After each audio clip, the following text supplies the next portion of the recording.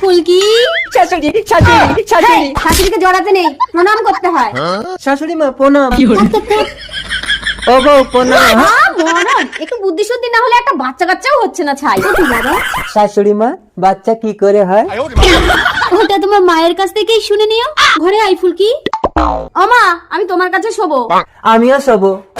আমার কাছে শুতে হবে না, তুই ওই ঘরে জামাইকে নিয়ে ট্রেনিং দে। কিন্তু মা মশারি তো একটা।